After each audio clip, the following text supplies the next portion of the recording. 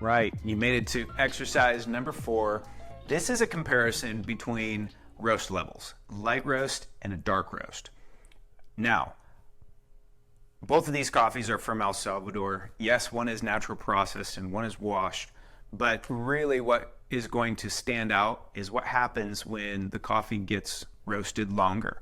In my case, when it accidentally gets roasted longer, because sometimes you get new coffee beans. This is my first time roasting this El Salvador Los Angeles Pacamara, and unfortunately it just got dark.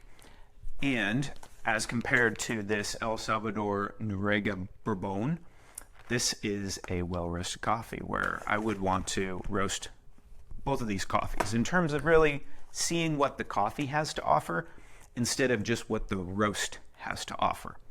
And we'll talk a little bit more about that.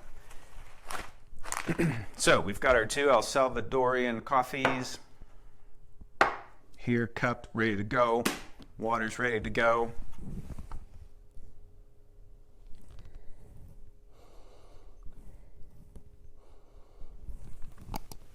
It's nice. It's like it's a little surprising for a natural processed coffee, but it has this almost vanilla cookie sweetness, a real sugary quality to it.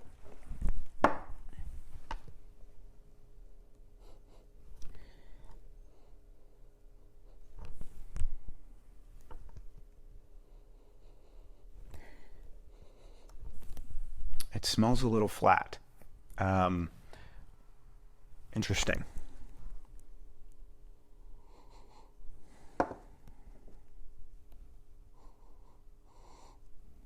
Yeah, it smells like roasted coffee, but that is what we're doing. After all, we are roasting coffee. Let's get the water on these and see how things progress. Now that first whiff, that was our dry fragrance. Here comes our wet aroma. Without spilling over the edge of your bowl, get it nice and full so that our ratios are accurate. Especially for your light and dark roast, I always try to keep a rag, a clean rag on hand, but wiping your spoons in between this exercise, or if you designate light roast, dark roast spoon, you could do that in either bowl. You're going to get a few more oils from that dark roasted coffee, and they will stick to the spoon.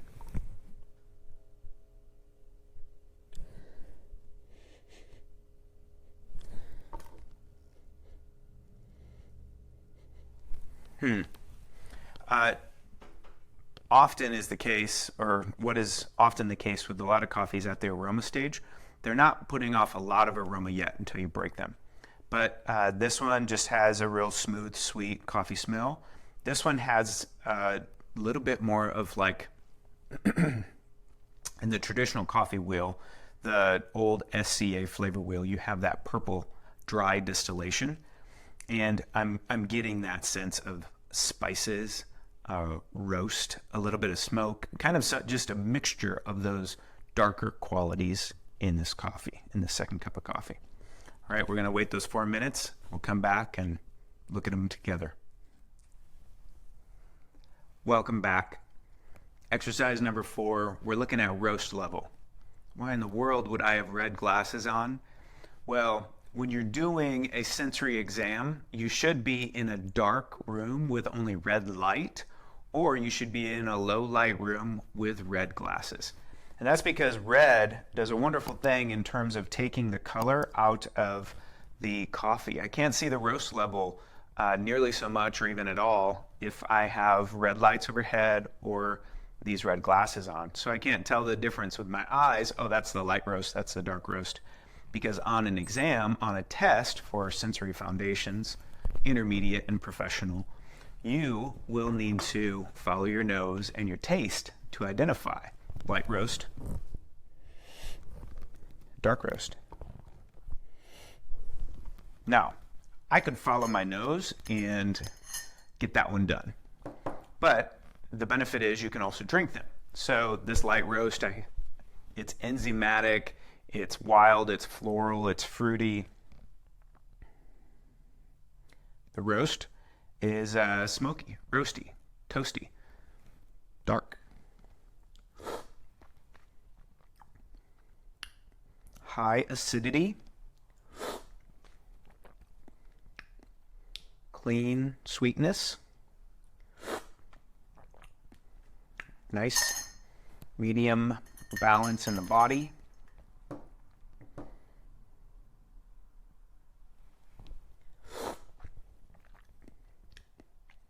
very little acidity. Still sweet, but overpowered sweetness with this extra bitterness.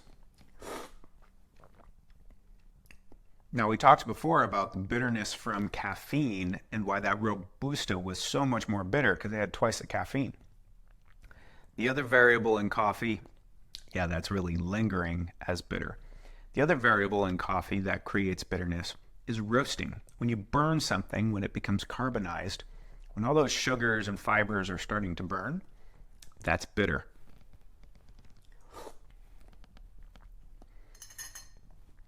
So you have this kind of roasted fruit, like a berry pie. Makes me feel like Christmas time, some of these spiced cookies. But there's this dark, like when you burn the cookies. So there's this burnt sugar quality to this coffee that some people do love, and especially if they're drinking it, it's cold outside, if they're camping, when it's dark and you just want to be cozy because the snow's falling, or when you add cream and milk and sugar and honey and whatever you put in your milk, whatever you put in your coffee.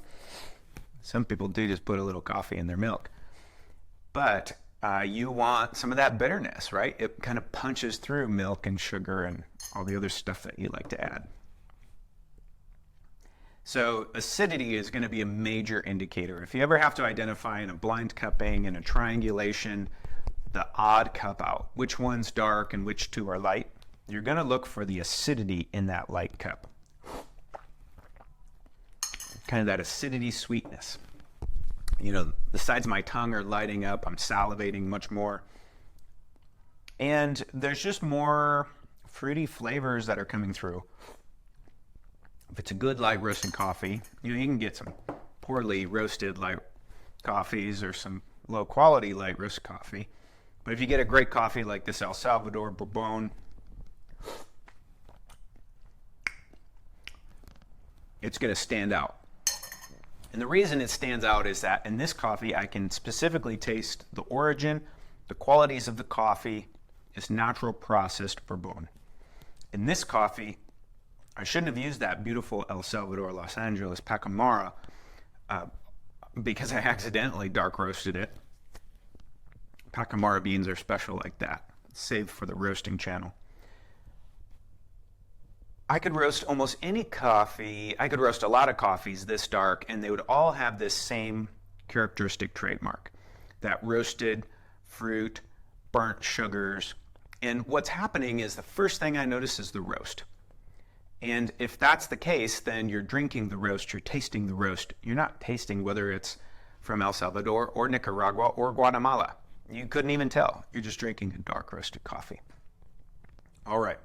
So if you would like to try any of these experiments, these exercises yourself at your home, you can get all 8 coffees for this set in my store on my website. I may put a link or a special discount coupon in this course as well through your email, so check for that. And keep on practicing.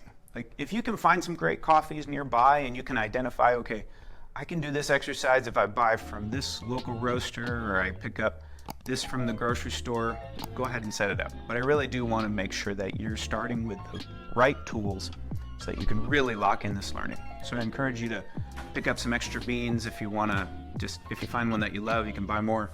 But definitely this exercise pack will be a great way to get you started identifying specialty versus commodity, Arabica versus Robusta, processing washed, processing natural, and light versus dark roast. So these are very foundational introduction to specialty coffee level materials. And this framework, those 8 coffees will take you a long way into some of your foundational courses for green, for roasting, for sensory, and you'll never be the same. Great studying, great work. You're almost finished. Keep on pushing through the course. I hope you enjoyed the coffee, and there should be lots left over to enjoy and share with friends.